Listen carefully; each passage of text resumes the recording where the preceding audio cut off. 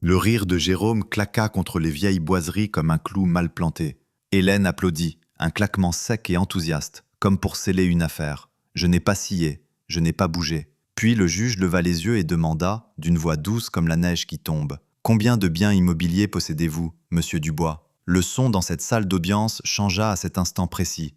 Les chaises cessèrent de grincer. Quelqu'un s'éclaircit la gorge et se ravisa aussitôt. Le ventilateur de plafond continuait sa rotation lente et lasse, brassant une odeur de vieux vernis et de papier. Je comptais mes respirations. 1, 2, 3. J'avais passé ma vie à compter. Ça, au moins, c'était facile. Finalement, Jérôme répéta, plus fort cette fois, comme si le volume pouvait rendre ses paroles plus vraies. La maison est à moi. Il se tenait là, dans son costume gris brillant, du genre qui fait cher jusqu'à ce qu'on le touche. Les cheveux plaqués en arrière avec trop de gel, le téléphone à moitié sorti de sa poche, comme s'il s'apprêtait à l'applaudir à son tour. À 31 ans, il était déjà convaincu que le monde lui devait des intérêts. Hélène lui sourit. Mon Hélène, ou ce qu'il en restait. Ses mains se joignirent une fois de plus, un geste poli, répété. Le son atterrit dans ma poitrine, plus lourd qu'un coup de marteau de juge. Je restai immobile. Si on m'avait dit 10 minutes plus tôt que le silence pouvait peser aussi lourd, je ne l'aurais pas cru. Le silence avait été mon uniforme pendant des années. Quand on le porte assez longtemps, les gens le prennent pour de la faiblesse. Ils n'entendent pas les calculs qui tournent en dessous. Le stylo du juge flottait au-dessus de son bloc-notes. Il ne regardait ni Jérôme ni Hélène. Il me regardait, moi. Un des 9 biens, dit-il presque pour lui-même. Je vois. J'aimerais y jeter un œil. Je sentis la tête d'Hélène pivoter brusquement.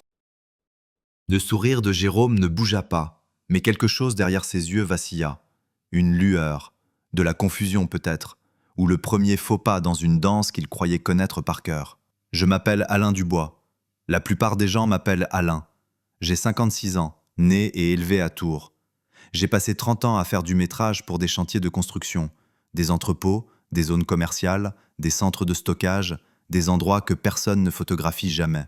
J'ai vite appris que les hommes les plus discrets sont souvent ceux qui ont les plus longs mètres rubans. Le palais de justice se trouve à 2 rues de la place Jean Jaurès, en face du café où j'avais l'habitude de prendre un jus de chaussette à l'aube avant de déposer mes offres. Les boiseries sont plus vieilles que Jérôme.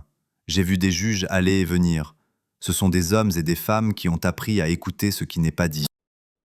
Je me tenais là, dans mes vieilles chaussures de sécurité et ma veste de travail élimée, au col adouci par le temps. La veste dont Hélène se moquait gentiment.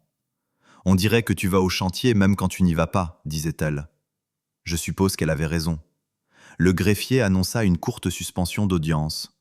Le juge se leva, sa robe bruissant, et disparut par une porte latérale.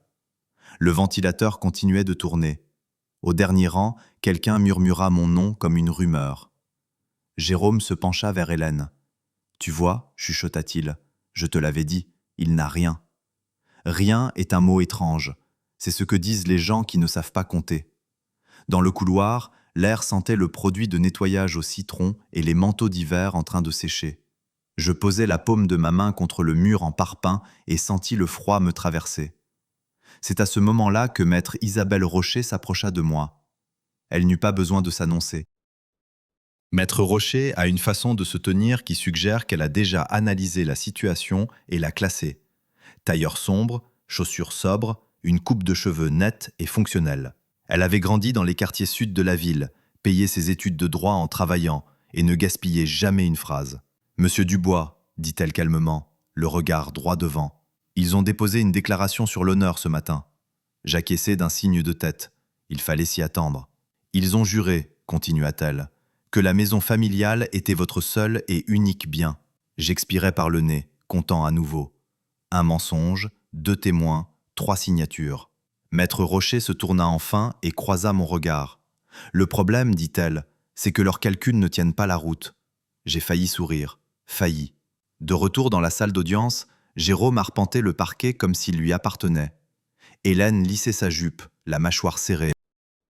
J'ai pensé à toutes ces années que j'avais laissées passer sans rien dire. Les repas de famille où j'avais ravalé mes plaisanteries. Les dîners que j'avais payés en silence. Je me disais que c'était pour avoir la paix. Je me disais que c'était de l'amour. La vérité, c'est que c'était une habitude. Quand le juge revint, la salle se leva puis se rassit. Il tourna une page, jeta un œil au document, puis me fixa. « Monsieur Dubois, dit-il, avant de poursuivre, j'aimerais une clarification.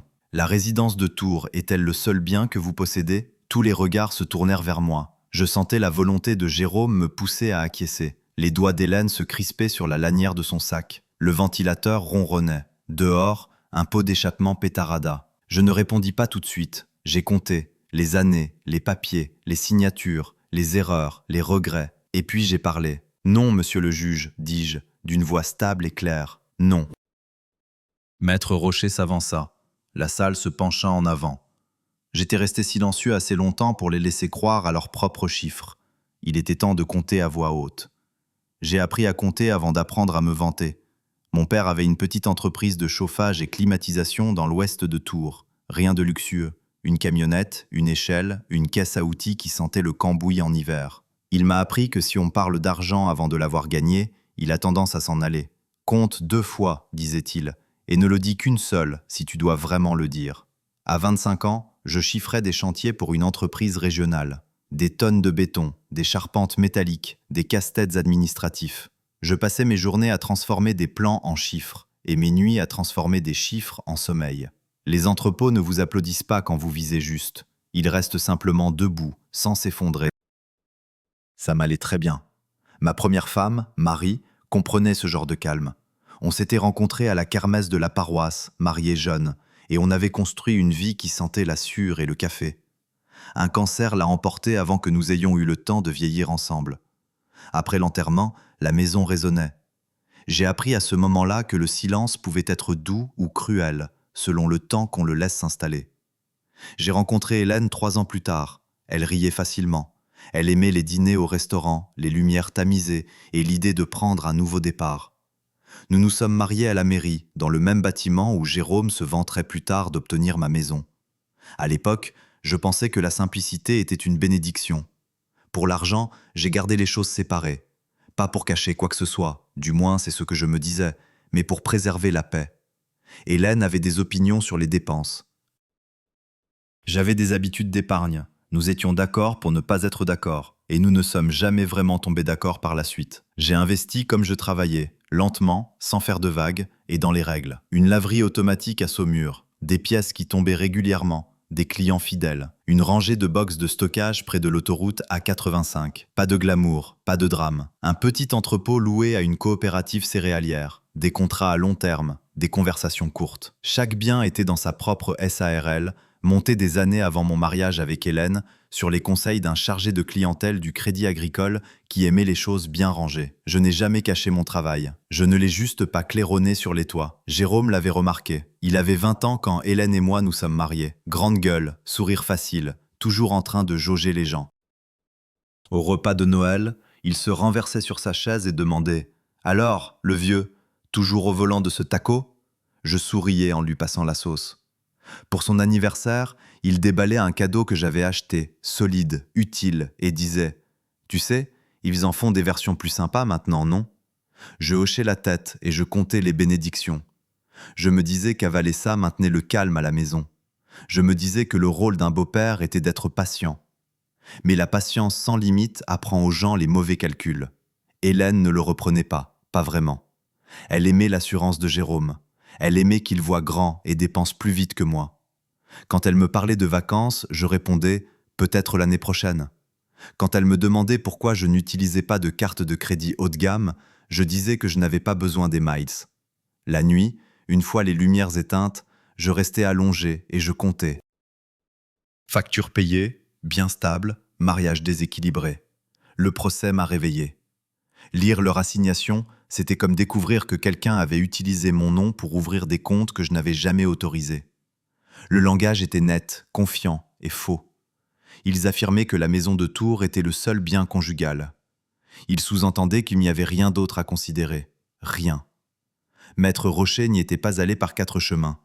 Nous étions assis dans son bureau, les stores à moitié baissés, le bruit de la circulation montant de la rue. « Vous les avez laissés croire que vous étiez fauchés », dit-elle.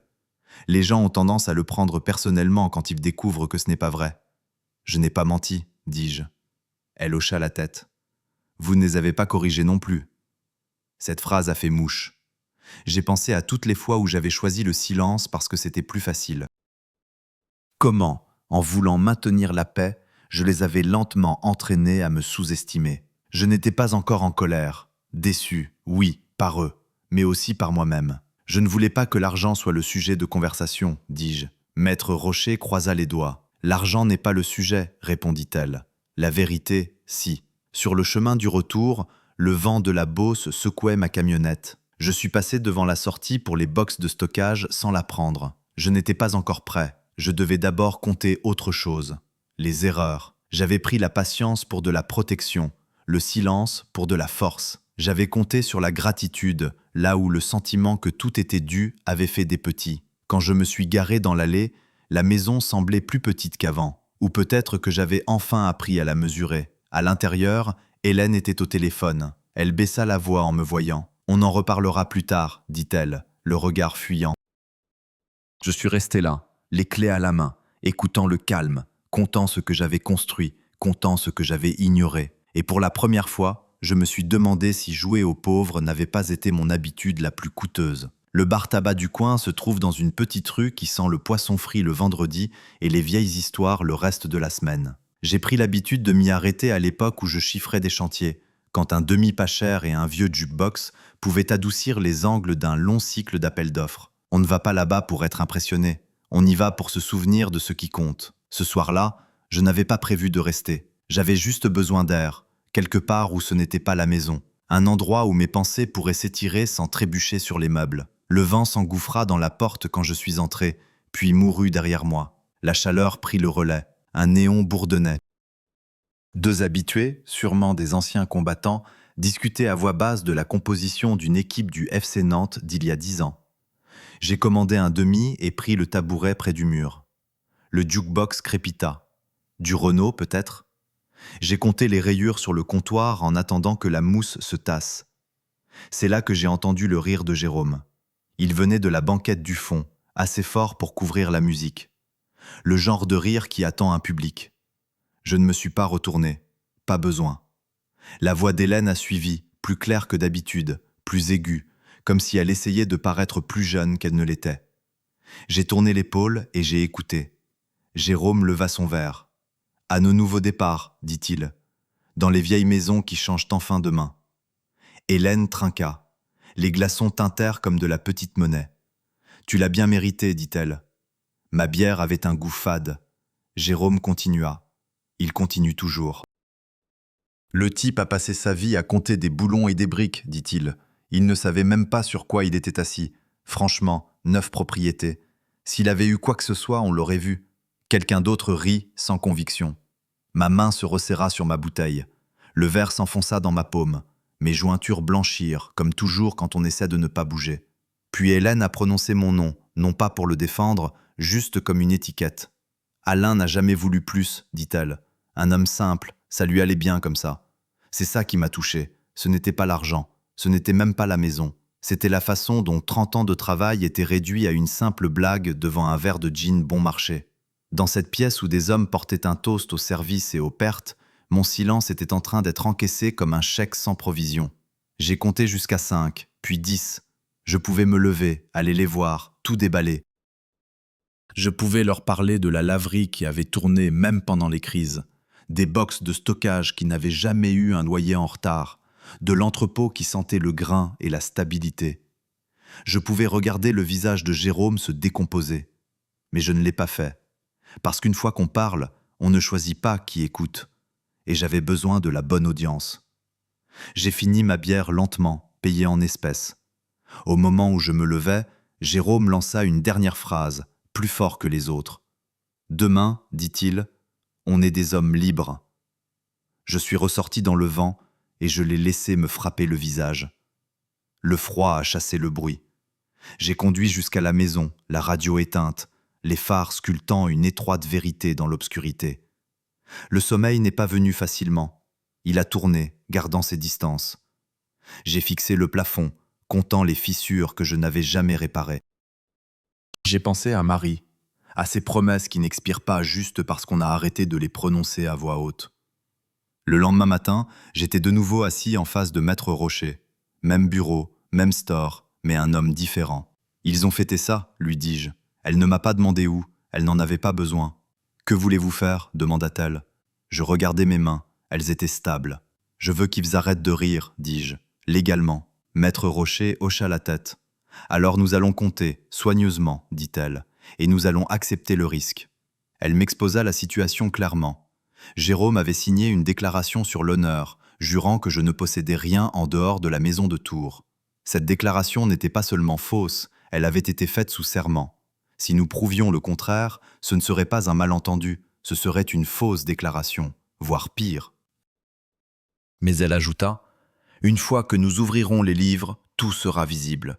Les vieux dossiers, les vieilles signatures. S'il y a la moindre faille, ils essaieront de s'y engouffrer. » J'ai pensé à un formulaire manquant, datant de plusieurs années, un transfert que j'avais déposé pendant une tempête de neige, quand le greffe avait fermé plus tôt. Je m'étais dit que je repasserais. J'avais compté sur ma mémoire. La dignité voudrait que vous laissiez tomber, dit Maître Rocher. La justice voudrait que vous parliez. Je pris une inspiration, la comptai, la laissai partir. J'en ai assez qu'on ne compte pour rien, dis-je. Maître Rocher esquissa un sourire. Alors, faisons les comptes. Le papier a une odeur particulière quand il a dormi trop longtemps. Un mélange de poussière, d'encre et la légère morsure des trombones en métal qui ont tenu bon pendant des décennies. Je n'avais pas ouvert le coffre-fort de la cave depuis des années, pas vraiment. J'ai tourné la molette par mémoire musculaire, comme on le fait pour de vieux trajets, et j'ai écouté le déclic qui signifiait que le passé allait parler. Maître Rocher voulait tout. Pas de résumé, pas de garantie, les originaux si possible. On n'impressionne pas les juges avec de l'assurance, m'avait-elle dit. On les impressionne avec du papier. J'ai étalé les dossiers sur la table de la salle à manger comme un entrepreneur déploie ses plans. Statut de SARL, acte de propriété, baux commerciaux, vieille déclaration d'impôt qui portait encore la police de caractère d'une autre époque. J'ai compté chaque pile. 1, 2, 3. J'avais été prudent. La prudence paie, d'habitude, jusqu'au jour où elle ne paie plus. La faille me regardait depuis une liste que Maître Rocher m'avait donnée. Confirmation de transfert, 1998. La part dans l'entrepôt, celle que j'avais fait passer de mon nom propre à une SARL pendant une tempête de février si violente que le tribunal avait fermé à midi, je me souvenais de la neige fondue sur mes chaussures, du sourire fatigué du greffier. Je me souvenais m'être dit que je reviendrais chercher la copie tamponnée. Je ne l'ai jamais fait. J'ai pris la route cet après-midi-là, la radio à faible volume, les essuie-glaces battant la mesure. Premier arrêt, l'agence du Crédit Agricole, avenue de Gramont.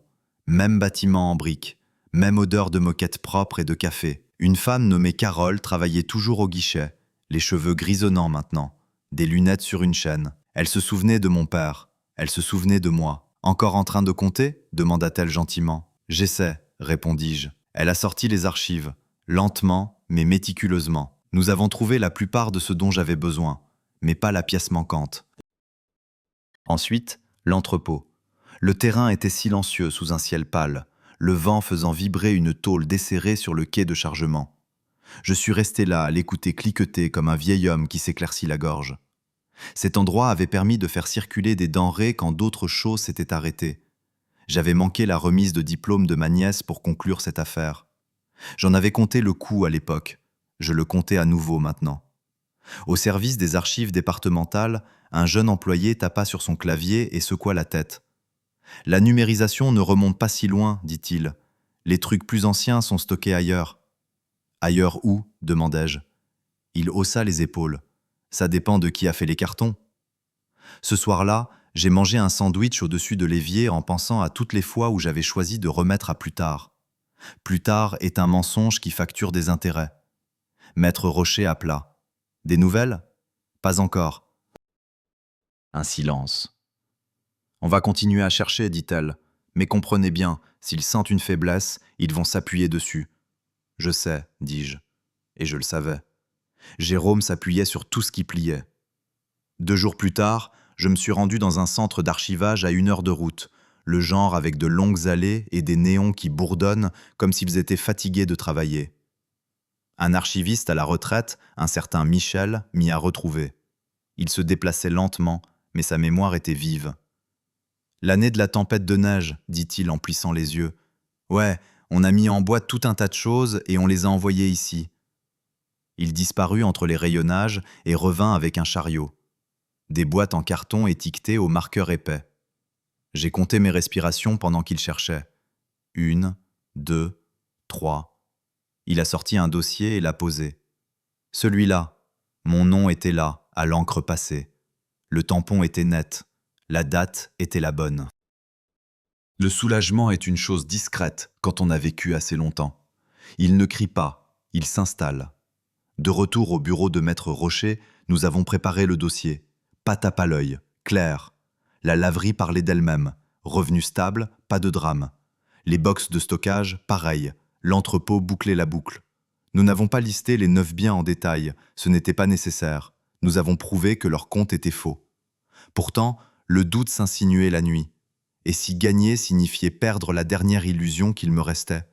Et si le silence avait été mon bouclier et que parler allait me laisser à nu? Maître Rocher l'a vu sur mon visage. Il ne s'agit pas d'argent, dit-elle, il s'agit d'être nommé correctement. Le matin de l'audience, j'ai mis la même veste, j'ai compté les boutons, j'ai laissé les clés de la maison sur le comptoir. Il y a des choses sur lesquelles on ne revient pas. Dans le couloir du tribunal, Hélène est passée devant moi. Elle ne s'est pas arrêtée, elle n'en avait pas besoin, j'avais déjà arrêté de faire semblant. Quand l'huissier nous a appelés, je me sentais calme, pas engourdi, prêt. J'avais fait le travail, j'avais les papiers. Quoi qu'il arrive ensuite, je ne serai plus dans l'incertitude. La salle d'audience avait une sonorité différente la deuxième fois. Même mur, même ventilateur. Mais l'air avait un poids maintenant, comme un orage qui hésite à éclater. Jérôme se tenait plus droit, le menton relevé, son costume impeccable. Hélène était assise près de lui, les mains jointes, les lèvres pincées. Ils ne m'ont pas regardé, pas une seule fois. Je ne l'ai pas pris personnellement. Les gens évitent les miroirs quand ils ne sont pas prêts à voir ce qu'ils reflètent. Le juge entra, s'installa et feuilleta le dossier. Le papier chuchotait. Une toux résonna au fond de la salle. Je comptais les secondes entre mes respirations, sentant mon pouls ralentir pour s'accorder. « La parole est à la défense, dit le juge. » L'avocat de Jérôme parla le premier, avec assurance. Il répéta l'argumentaire. La maison de Tours, le mariage, la supposition qu'il n'y avait rien d'autre à discuter. Il le disait comme on énonce des faits qu'on n'a jamais vérifiés. Quand il eut fini, le juge hocha la tête et se tourna vers mon avocate. « Maître Rocher. » Elle se leva, sans se presser, sans sourire. « Monsieur le juge, dit-elle, nous commencerons par la pièce à conviction numéro 1. » Elle tendit un dossier au greffier. Il glissa sur le bureau avec un léger frottement qui porta plus loin qu'on ne l'aurait cru. « Le défendeur possède une laverie automatique à Saumur, dit-elle, constituée en SARL en 2009. Avant le mariage, rentable, et tout est documenté. Une ondulation parcourut la salle, pas forte, juste perceptible. Jérôme changea de pied. Maître Rocher continua. Pièce numéro 2. Des boxes de stockage près de l'autoroute A85. Actes de propriété et baux commerciaux inclus. Les mains d'Hélène se crispèrent. Ses jointures pâlirent. Elle se pencha en avant comme pour interrompre, puis se ravisa. « Pièce numéro 3, dit Maître Rocher. Une participation dans un entrepôt loué à une coopérative céréalière régionale. Transfert confirmé en 1998. » Elle marqua une pause, laissant la date infusée. Le sourire de Jérôme se fissura enfin. Pas d'un coup, juste un coin qui s'affaissa. Mon avocate ne lista pas tout, ce n'était pas la peine. Elle posa la pile de documents et regarda le juge. « Monsieur le juge, la déclaration sur l'honneur soumise par monsieur Jérôme Durand affirme que la résidence de Tours est le seul et unique bien de monsieur Dubois. » Le juge leva les yeux. « Ah oui ?» Maître Rocher acquiesça. « C'est une déclaration sous serment et elle est incorrecte. » La salle se pencha, les chaises grincèrent. Quelqu'un chuchota le nom de Jérôme comme un avertissement. Le juge se tourna vers lui. « Vous avez signé ceci ?» Jérôme déglutit.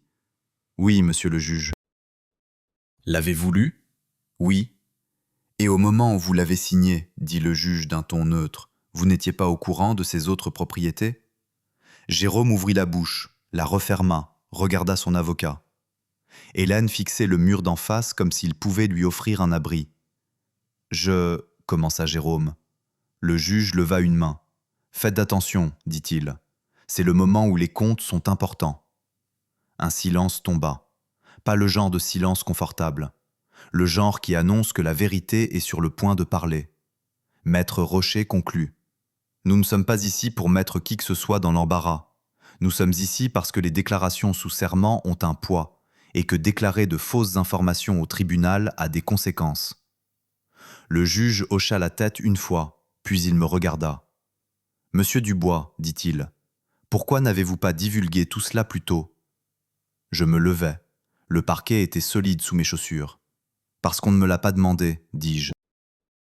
Et parce que je faisais confiance à ma famille. » Ce dernier mot ne trembla pas. Cela me surprit moi-même. Le juge m'étudia un long moment, puis il reporta son regard sur Jérôme. « La prochaine fois, dit-il d'un ton sec, apprenez à compter avant de prêter serment. » Le marteau tomba, pas trop fort. Requête refusée, demande rejetée. C'était fini. Dehors, le soleil d'hiver perçait les nuages comme s'il avait mieux à faire ailleurs. Hélène me rattrapa sur les marches, le souffle court. « Alain !» Je me suis retourné. « J'en ai fini d'être un calcul facile, dis-je. » Elle s'arrêta net. J'ai continué mon chemin. Le premier matin dans mon nouvel appartement fut calme, d'une façon que je n'avais pas ressentie depuis des années. Pas de porte de placard qui claque, pas de tension tapie dans les coins. Juste le léger bourdonnement du réfrigérateur et la Loire qui coulait dehors comme si elle n'avait nulle part où aller. Je me tenais sur le petit balcon avec une tasse de café noir ébréché, la vapeur montant dans l'air froid du Val-de-Loire, et je comptais quelque chose de différent. Pas des actifs, pas des pertes, des respirations. La Loire glissait en contrebas, grise et régulière. J'avais traversé ce pont des milliers de fois sans jamais m'arrêter. C'est drôle comme la victoire vous ralentit plus que la défaite ne l'a jamais fait. Je n'ai pas déménagé ici par obligation, j'ai déménagé par choix. La maison de Tours était toujours à moi, légalement, mais je ne m'y sentais plus chez moi. Certains endroits gardent vos souvenirs en otage. Lâcher prise n'est pas une faiblesse. C'est parfois le dernier investissement intelligent que l'on fait. Une semaine après le procès, j'ai signé les papiers pour faire don d'un de mes plus petits biens, la part de l'entrepôt, à une association locale d'aide au logement, gérée par une paroisse des quartiers sud. Pas de presse, pas de plaque. Juste une poignée de main d'un homme qui m'a regardé dans les yeux et m'a dit « Ça aidera des gens à dormir au chaud ». C'était suffisant. Hélène a appelé 3 fois avant que je ne réponde. À la 4e, j'ai décroché. Sa voix semblait plus petite, comme si la pièce autour d'elle s'était enfin vidée. « Alain, dit-elle, avant de s'arrêter. » Le silence s'étira. « Je ne savais pas, dit-elle finalement. Pour les propriétés, pour tout ça. » Je me suis appuyé contre la balustrade du balcon et j'ai regardé une péniche remonter le fleuve. « Tu en savais assez, dis-je. Tu savais très bien qui tu applaudissais. » Sa respiration se coupa. « Je n'ai jamais voulu, je sais, dis-je, et moi non plus. Les gens ont rarement l'intention de causer les dégâts qu'ils causent. Ça ne les rend pas imaginaires pour autant. Il fut un temps où j'aurais comblé le silence pour elle, arrondi les angles, compté son confort avant le mien. Plus maintenant, Hélène, dis-je calmement. Tu ne voulais pas un partenaire. Tu voulais une valeur sûre, pendant que tu me rayais de tes comptes. » Elle n'a pas discuté. Cela m'en a dit plus que toutes les excuses du monde. Nous avons raccroché sans drame, sans promesse, sans colère. Juste une fin qui, enfin, avait un sens. La vie s'est apaisée après ça. J'ai gardé la laverie. Elle tourne toujours comme une horloge. Les boxes de stockage s'ouvrent et se ferment toujours à l'heure. Le reste continue de faire ce pourquoi il a été conçu, tenir debout en silence et travailler. Parfois, des gens me demandent pourquoi je n'ai jamais dit à ma famille ce que je possédais. Je leur réponds ceci. J'ai passé ma vie à compter des matériaux pour que des bâtiments ne s'effondrent pas. Et quelque part en chemin, j'ai oublié de compter le respect. Quand on ne le fait pas soi-même, d'autres le font pour vous. Et en général, ils se trompent. La vengeance, ce n'était pas de voir Jérôme se ratatiner sur sa chaise au tribunal. Ça, c'était juste de l'arithmétique, nécessaire. Final. La vraie vengeance, c'est ce calme, cet espace, ce choix de vivre en étant compté, pas deviné. Si on vous a déjà sous-estimé parce que vous étiez silencieux, si quelqu'un a ri pendant que vous preniez sur vous, souvenez-vous de ceci. Le silence peut être une force, mais seulement si l'on est prêt à parler quand le moment est venu. Car certaines choses, comme la dignité, méritent d'être comptées juste.